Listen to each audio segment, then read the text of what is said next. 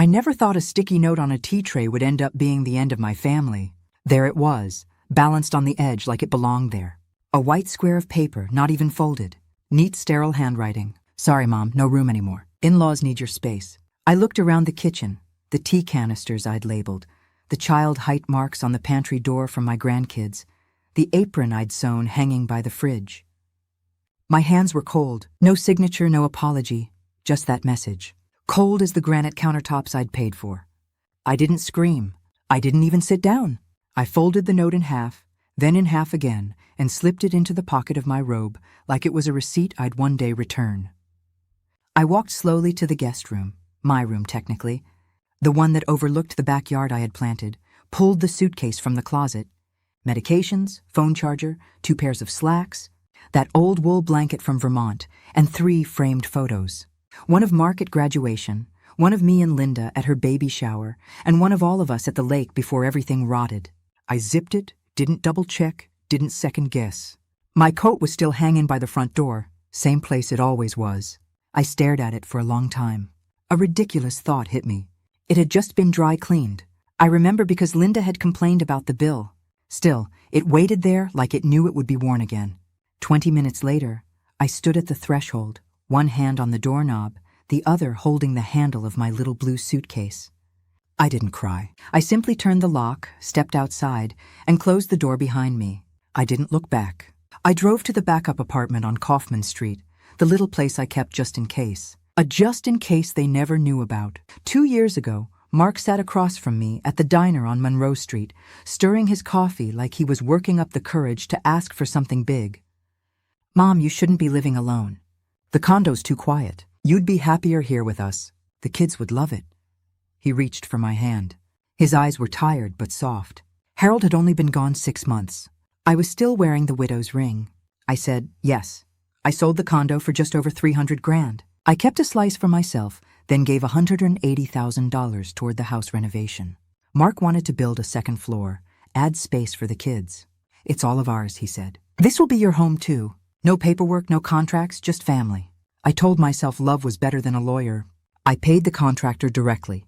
I paid for the hardwood floors, the granite countertops, and the nursery Linda swore she couldn't afford.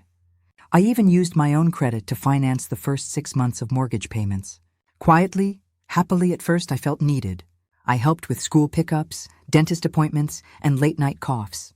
I was useful, but slowly the atmosphere shifted. Linda rearranged the kitchen and never put my tea mugs back. My framed photos disappeared from the hallway. Then came the new security system. I only found out when I got locked out one night. Mark said, "Oh, right, I forgot to add your code." That was a month ago. It hit me one night sitting on the stairs, hearing Linda tell someone on the phone, "It's like having a tenant who never pays rent." I just sat there, laundry basket on my lap, too stunned to even feel insulted. I paid for the damn washer and the stairs. Still I stayed. I kept telling myself that Mark was under pressure, that Linda was stressed, that this was still my family. Now, sitting in my backup apartment with the note still warm in my pocket, I saw it for what it was, a setup, slow and careful. They didn't just want me gone. They'd been working toward it all along, and they had no idea what I still owned. By the 3rd month, I had started folding my clothes in silence just to hear something in the house respond to me. Linda rarely spoke directly to me anymore, unless it was something clipped and mechanical, like, "Can you keep the kitchen clear after 5? Or the kids nap from 1 to 3. Please don't vacuum during that time." Everything I did seemed to clash with some unspoken routine she had declared sacred. It wasn't always cruel, just constant, exhausting, undermining. She began moving things without a word. My toiletries vanished from the guest bathroom. My tea canister was tucked behind the flower. My photo albums, once stacked on the bookshelf, were boxed up and placed in the garage like relics of a woman who no longer lived there. Each time, she'd act surprised if I asked, "Oh, I thought maybe you were done with those," she'd say, smiling as though it were a kindness. Mark stayed quiet through all of it. He didn't defend me, didn't intervene. When I once asked if everything was okay between us, he said, "It's just a busy time, Mom. Linda's tired. We're all adjusting." Adjusting. That was the word he used when I asked why my name was removed from the emergency contact forms at the kids' school. And when I found the front door locked one evening after running an errand. He told me he'd updated the security system and forgot to mention it. Forgot to mention the code. Forgot to give me a key. Forgot me, it seemed entirely. That was exactly 1 month before the note appeared. I tried not to let myself believe it was intentional. I really did. But when I finally asked about the code again, nervously, almost ashamed, Mark sighed and said, "Linda and I just think we need clearer boundaries." It's not personal, but it was personal. And it had been happening piece by piece until all that remained of my presence in that house was the mug I drank from and the coat I wore. And then came the note. No warning, no conversation, just a one-sentence message folded on the tea tray I had given them for their anniversary. That night I didn't sleep. I sat upright in the backup apartment, staring at the ceiling, breathing through something that felt more like betrayal than grief. I finally said the words out loud. They want me erased. In the morning, I brewed strong coffee, opened the windows, and pulled out my old laptop. There was a time I kept all my passwords in a leather planner, but eventually I moved to spreadsheets and cloud backups. They always assumed I had no clue what I was doing online. Linda once laughed when I asked how to stream a movie, then said, "Don't worry. Tech stuff's not your generation." She didn't know I'd spent 36 years as a tax accountant for small business owners. Some of my clients ran restaurants with 10 employees and terrible bookkeeping. Others ran 3-state operations with quarterly audits. I was always polite, always quiet, but I kept copies of everything. The Kaufman apartment was small, but it had good light, a clean desk, and most importantly, a locked filing cabinet they'd never seen. Inside was the deed. Mark thought the house was ours, but legally, the property was in my name.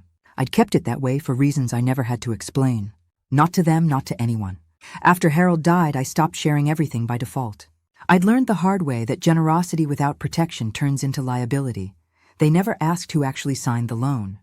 They never saw the final closing documents because they never thought to look. Linda had spent years managing image, her appearance, her kitchen, her version of our family. But I had spent my life managing risk. I logged into the county assessor's website. The title was clean. My name only, mine. I pulled up the property tax statements. Every payment had been made from my account. I checked utilities, homeowners insurance, maintenance fees, all in my name, all tracked. No matter what story they'd built in their heads, on paper, I was the sole owner. I sat back and breathed for the first time in 2 days. By noon, I was dressed and in the car, folder in hand. I hadn't seen Judith Kleen in almost a decade, not since we served on a city audit committee together, but I knew exactly where her office was. It hadn't moved in 20 years, second floor, brick building, no-nonsense receptionist, and a legal mind like a scalpel. I called ahead. The woman on the phone said, "Mrs. Ward," Judith said, to come right in. The waiting room was quiet, filled with sunlight and the scent of old law books and new coffee. Judith didn't stand when I entered. She never had, but she gave me a long, appraising look that wasn't unkind. "Well," she said, "you don't usually call unless something's on fire?"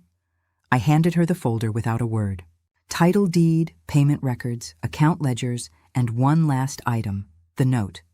She read in silence. Halfway through, she stopped to ask one question. "You still have access to the property?" "No," I answered. "They changed the locks." She blinked just once, then kept reading. Judith had always been the kind of woman people underestimated. She wore neutral sweaters, low heels, and glasses that made her look like a librarian. But when she spoke in court, men twice her size and half her intelligence stumbled over their own arguments trying to keep up. When she closed the folder, she gave me the kind of nod you'd give someone who just brought a fully sharpened knife to a gunfight. "They have no legal standing," she said simply. "No lease, no co-ownership, no transfer of rights. They're not even squatters. They're unauthorized occupants." She turned to her monitor and started typing. "I can file a formal eviction, serve them in 5 days. We could escalate, sue for damages, press for fraud if anything's been forged."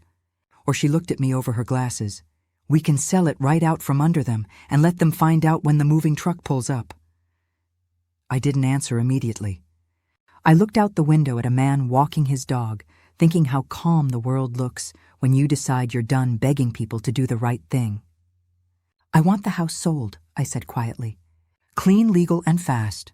Judith smiled. "Now we're talking." That night, I sat at the small kitchen table in the Kaufman apartment, a legal pad in front of me, the lines still blank.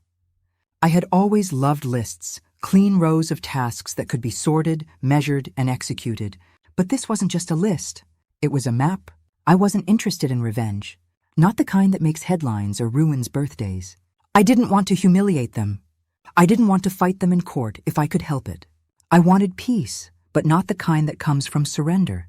What I wanted was control. Quiet, complete, irreversible control. I wanted them out of my house, not next month, not after some drawn-out courtroom drama. I wanted them to come home one day and find out everything had changed and that they were the last to know.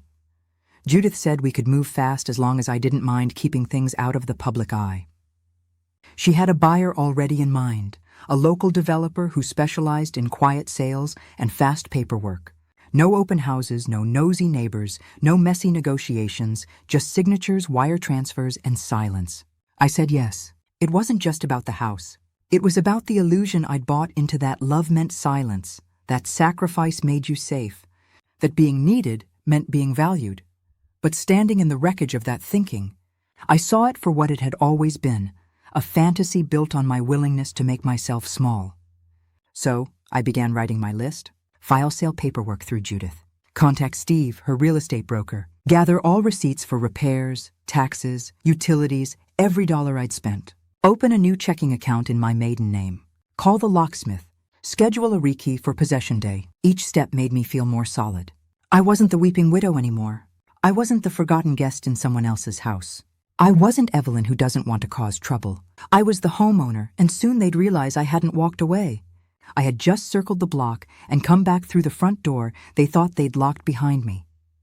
I hadn't planned to go through the storage bin in the hall closet, but something pulled me toward it. The same way you check the back seat of your car, even when you know it's empty. It was the old plastic tub labeled Phone Record Misi. I hadn't touched it since the move. Inside were Harold's flip phones, some old cords, and a tiny silver recorder I used to keep in my work bag for meetings. I'd forgotten all about it. On a whim, I plugged it in and let it charge while I made dinner. Hours later, long after the dishes were dry and the emails sent, I sat down and pressed play. The first few files were business notes, dull dictations from a woman who hadn't yet learned how invisible she would become. Then, almost an hour in, came a recording I didn't recognize. The audio was faint, but I heard Linda's voice, unmistakably sharp and low, speaking to someone on speakerphone. Once she's gone, we'll transfer it. My mom says we can file under caretaker terms if she signs anything at the doctor's office. A pause. Then Linda again, sounding bored. She's getting old. We'll handle it. Mark can sign for her if needed. She won't even know. That last sentence hung in the room like a draft you didn't realize was coming until the cold hit your spine. She said it so casually, like she was talking about returning a pair of shoes.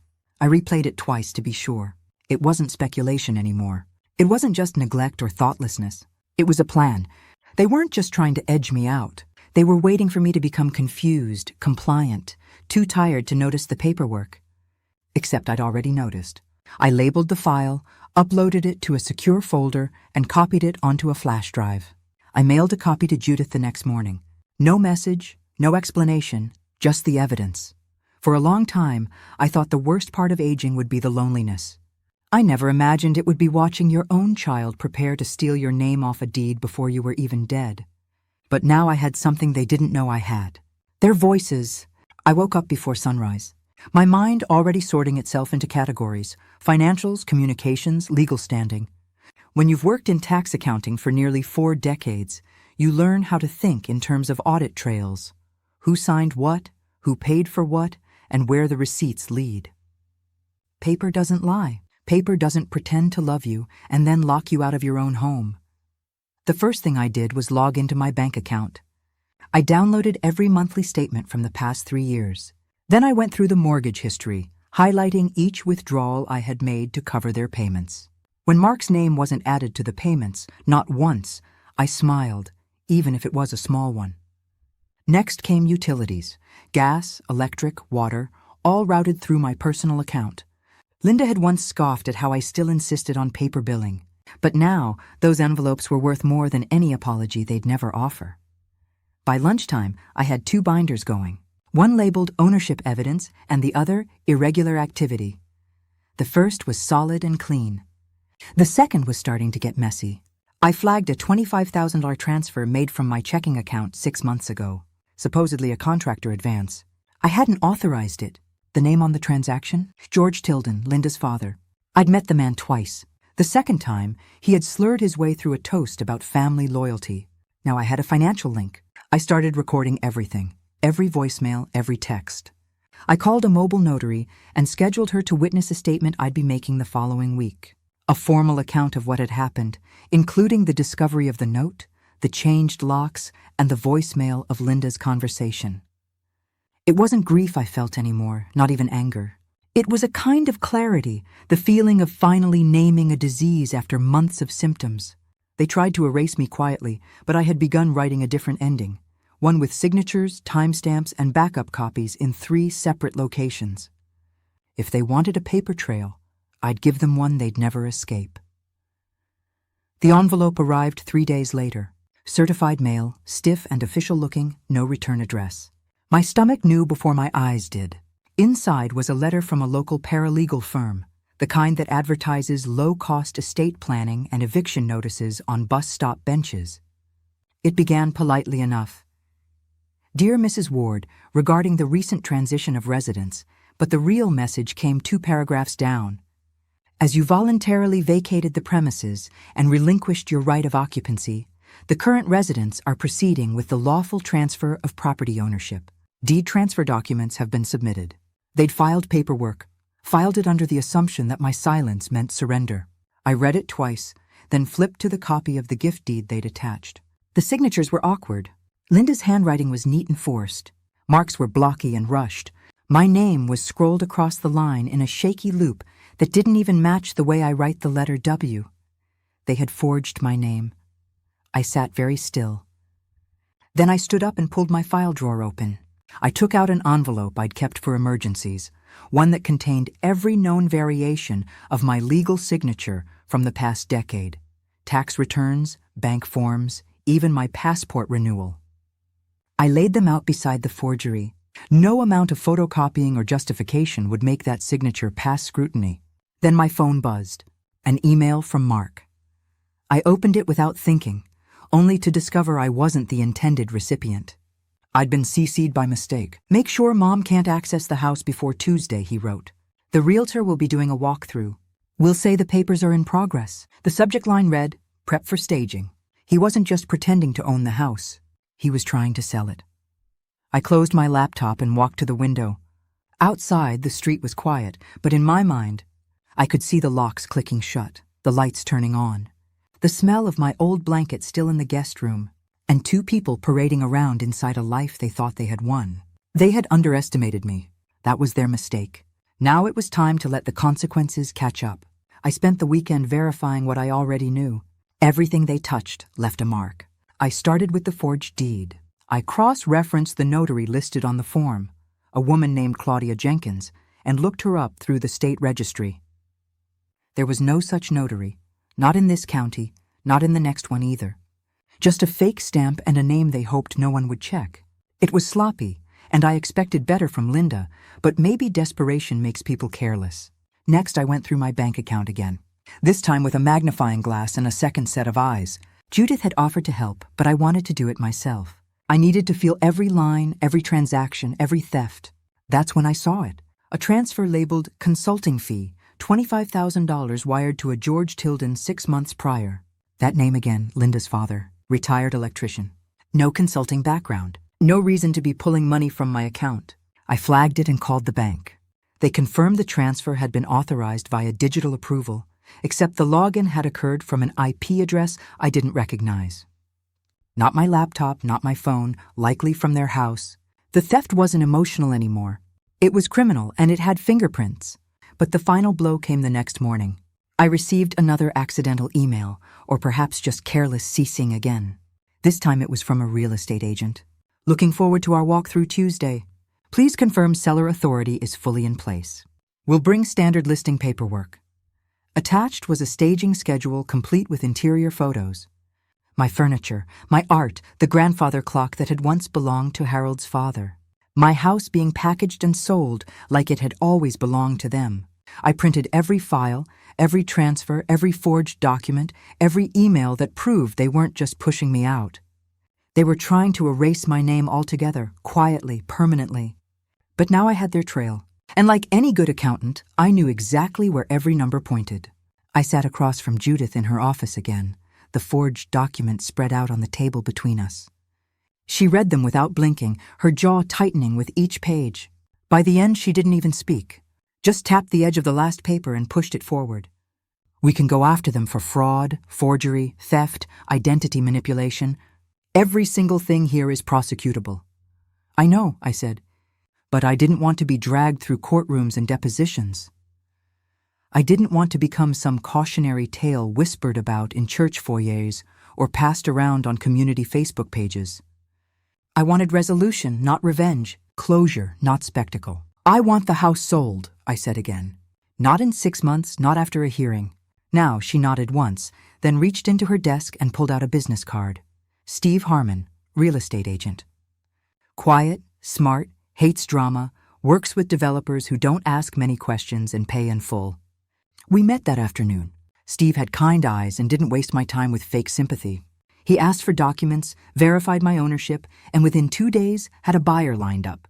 A local property developer who specialized in converting large homes into duplexes. Cash offer, no inspections, no contingencies. I said yes without hesitation. They had already invited realtors into my home.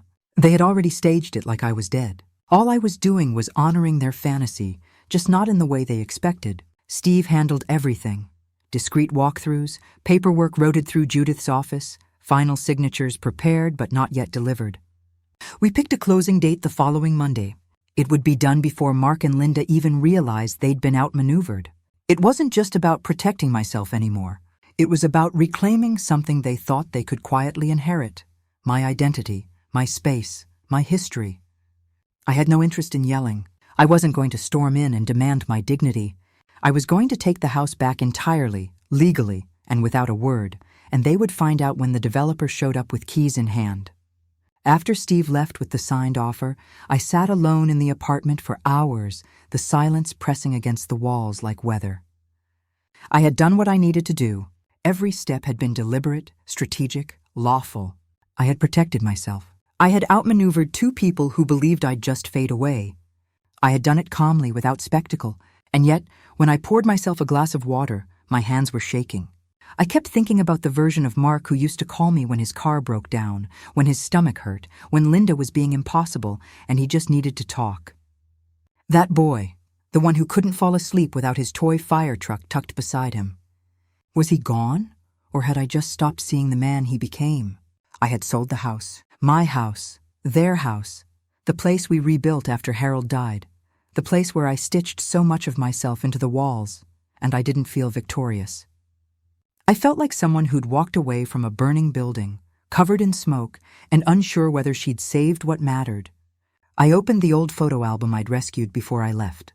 It was one of the few things they hadn't boxed up or quietly moved into the garage. Inside was a picture of us on the back patio, the one before the renovation. Rusted furniture, cracked tiles, and Mark grilling in a t-shirt that read, "Number 1, son." Linda was smiling genuinely. Her arm looped through mine like we were family. I hadn't cried when they left the note. I hadn't cried when they changed the locks. I hadn't cried when I discovered the forged deed. But I cried over that photo because in it I believed they loved me. The apartment buzzed with a delivery. Dinner from the cafe down the street. I hadn't ordered it. Inside the bag was a handwritten note from Judith. Sometimes reclaiming yourself costs more than it should. Still worth it. I ate alone quietly, carefully. I was winning, but grief doesn't care about legal victories. Grief sits at your dinner table and reminds you of what you lost, even when you chose to let it go. By Friday morning, the documents were finalized, the funds placed in escrow, and the closing date locked in for Monday at noon. The house would no longer be mine, and I would no longer pretend that any of us were family. But there was still one thing left to do. Steve mentioned that Linda had planned some kind of reception on Sunday, a garden lunch for her parents, catered, likely staged to impress. "You might want to avoid the neighborhood that day," he'd said, not unkindly. I nodded, but my mind had already started reshaping the timing. That would be the day, not Monday, Sunday. We moved quickly. Steve contacted the developer's attorney, and they agreed to conduct a pre-possession walkthrough Sunday afternoon. A quiet visit, legal counsel present, documents in hand. All we needed was access to the property. Judith handled that. She filed for a police standby, a civil standby order scheduled precisely during the walk-in window.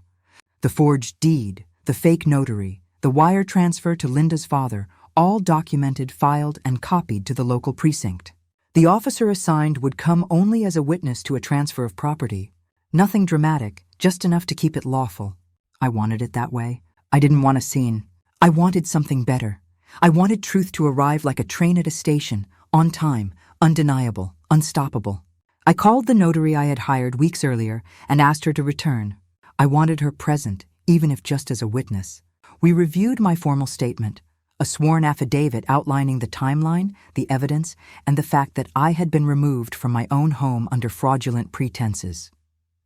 She stamped it that afternoon. Then I opened the old wooden box where Harold's watch used to sit and placed the original deed inside. Not a copy, the real one. Signed, sealed, untouched by forgery. I didn't sleep that night, not from fear, but from something else. Anticipation. Because they would open their doors to guests, hors d'oeuvres, and champagne. And they would find me there, not as the woman they dismissed, but as the one who still owned every square inch they thought was theirs. The sun was high when I pulled up in front of the house I had bought, paid for, protected, and been locked out of. The driveway was full of luxury sedans, a catering van, and folding chairs unloaded on the lawn. Linda had spared no expense. I stepped out in a navy suit, hair neatly pinned, my mother's pearl earrings the only jewelry I wore. I looked nothing like the woman who had quietly packed a suitcase weeks ago. I looked like someone who still had everything, because I did. Steve arrived seconds later with the developer and their counsel. They nodded, said nothing. Then the patrol car pulled in behind us. No lights, no drama, just two officers, one with a clipboard, the other with a camera. Linda was on the porch when she saw us coming. Her laugh faded mid-sentence. Her smile dropped so fast it almost looked like pain. "What's going on?" she called out, stepping forward, hands already fluttering toward her necklace. "You can't just—" "I can," I said. The developer's attorney stepped forward, holding a folder thick with signed documents. Steve unrolled the purchase contract, highlighting the deed transfer, closing date, and legal sale terms. Judith handed the officer a packet, the notarized affidavit, the forged deed comparison, the wire fraud record, and the voicemail transcript. Linda's parents stood nearby, frozen. Her mother reached for her wine glass but didn't drink. Her father's expression darkened with dawning shame. Then Mark appeared in the doorway, glass in hand, confusion written all over his face. "Mom," he said, blinking like he couldn't process the sight of me. "What? What are you doing here?" I turned slowly. "What I should have done the day you changed the locks." One of the officers gestured toward the paperwork. "Per our review, this property has been sold. You were never legal owners. You have 10 days to vacate under Code 32-119. Linda's voice cracked as she tried to speak. Mark just stared, lips parted, disbelief painted across his face like a bruise. The guests began to retreat, first confused, then embarrassed. Linda's parents turned away without a word. No one screamed. No one defended them. They just watched as the house was handed back to the woman who never lost it. We stood in a semicircle on the front lawn while the officers reviewed the documentation again. Linda clung to Mark's arm now, whispering furiously, her voice too low to catch but full of panic. The developer's lawyer unfolded the forged deed and placed it side by side with the original. Even from a distance, the signature mismatch was obvious, sloppy, rushed. Mine in name only. Judith leaned over and handed one of the officers a flash drive. "Voicemail recording," she said. Dated 3 weeks ago. Linda on a call with her mother, discussing how to transfer the house paperwork behind Evelyn's back. She used the words, "She won't even know." The officer nodded and pocketed the drive. "That'll go in the file." Steve added a folder to the growing stack, itemized record of payments. All utilities, mortgage, taxes paid by Mrs. Ward. No evidence of shared ownership, no lease agreements, no formal tenancy. This was never their house. Mark stepped forward finally, trying to steady his voice. "Okay, this has gotten out of hand. We were under the impression she was gifting us the property. Then why forge her name? Judith asked, her voice calm but cutting. Why pay a non-existent notary to witness a deed that never existed? Mark looked toward Linda, who stared at the grass like it might offer an escape. And why did you transfer $25,000 to your father-in-law from Evelyn's account? I added. Because I've got the bank's fraud report, Mark. They traced the IP address. It came from your house. The second officer flipped the final page of the affidavit and gave a low whistle. Well, this is a mess. No, I said. This is an ending. The guests had fully retreated now, their cars pulling away without goodbyes. Linda's parents were already gone. Her champagne table stood untouched, the linen cloth fluttering in the breeze like a white flag that came too late. Effective today, the attorney said, handing them a formal notice. You have 10 days to vacate the premises. This order is binding and enforceable. Linda finally looked up, her voice trembling. You can't do this, I met her eyes. Oh, I just did. The police left first. No sirens, no raised voices, just signatures on the notice and quiet footsteps across the porch. Linda stood motionless, clutching her phone like it could protect her. Her parents had already driven off. No hugs, no explanations, just quiet retreat. Mark kept rereading the paper in his hands, like he still thought the words might change if he stared long enough. 10 days, vacate or face a court order. I didn't offer comfort. I didn't offer anything. Steve and Judith stayed behind while the developer's attorney packed up the contracts. I nodded at him, then turned toward the house and said simply, "Let's go inside." Judith followed me in. Mark and Linda didn't try to stop us. They had no right to. The house was still mine, legally, fully, finally, and I intended to walk it one last time before the sale closed. Inside, it smelled like catered food and fresh flowers. A table was set in the dining room, untouched. Linen, napkins, wine glasses, dessert plates stacked like they were expecting applause. I moved past all of it. In the hallway, I paused at the framed photo Linda had chosen to keep on display. Our family at the lake, the same photo I had packed into my suitcase weeks ago. I looked at the copy she'd printed, straightened it with one finger, and left it crooked. Upstairs, the guest room, my room, had been cleared out, but I saw the indentation in the carpet where my rocker used to sit. The dent was still there. By the time we came back down, the others were gone. Just Judith and me, standing in the entryway of a house that had once been filled with promises. You did it, she said quietly. No, I said. They did.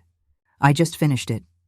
We stepped outside, locked the door, and walked past Linda without speaking. She didn't move. She didn't meet my eyes. That was the first moment I felt it. Not revenge, not relief, but something cleaner. Power returned to the person who never should have lost it. It didn't take long for the story to spread. I hadn't told a soul, but stories like this, the kind no one wants to say out loud, but everyone wants to whisper, don't need a press release. By Wednesday, I got a call from Helen Marcus, the neighbor 2 doors down.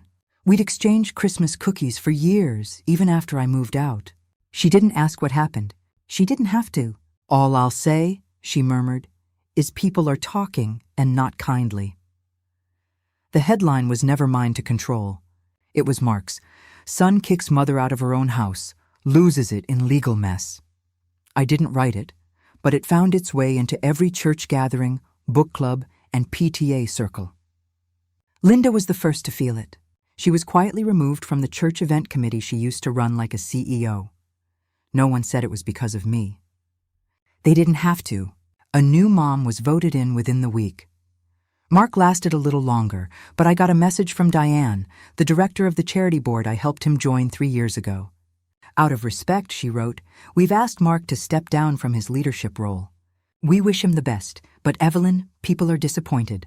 That's all I'll say. Disappointed was generous. Some people, especially the ones who never liked Linda's clipped tone or Mark's easy excuses, seemed almost relieved, like they'd been waiting for someone else to see what they'd sensed all along. I wasn't proud of their downfall, but I didn't feel sorry either. Choices echo, and theirs were loud. I stayed silent. No interviews, no explanations. I let the truth do its slow, deliberate work, the kind that doesn't knock on your door, just seeps in through the walls until there's no room left to pretend. Back at the apartment, I lit a candle and opened the window. The cool air felt clean. Justice doesn't always arrive with sirens. Sometimes it walks behind you like a shadow, silent, measured, and patient, until one day it stands in your place and says, "That's enough." The sale closed on a Monday morning without a single hitch. Steve sent confirmation by noon. The funds hit my new account in full. Judith called just to say, "It's done." There was no ceremony, no handshake, just the closing of a door that had never been truly theirs to open. Later that day, I sat with Judith in her office as she finalized one last stack of paperwork, the fraud reports. They'd be submitted to the state, the forged deed, the fake notary, the wire transfer to Linda's father, all of it logged and backed by documentation. "These aren't just civil issues," she said. "This is real estate fraud, wire fraud, identity falsification. That bank report alone could carry weight." I nodded. "We'll serve them by Friday," she added. "It's not jail time. Not yet, but it's enough to stain their names where it counts." I left with a copy of the filings tucked in my bag and a calm I hadn't felt in months. Back home, my home, however small, I closed the last joint bank account I'd once opened with Mark's name on it. There wasn't much left. They drained it slowly, like people siphoning gas from a tank they thought I'd never miss. It was shut down in under 10 minutes. I didn't call to tell them. The silence was the punishment, and the paper trail would handle the rest. Some losses aren't loud. Some victories don't need an audience. The consequences had already begun, and this time they'd arrive stamped, signed, and delivered with no warning at all.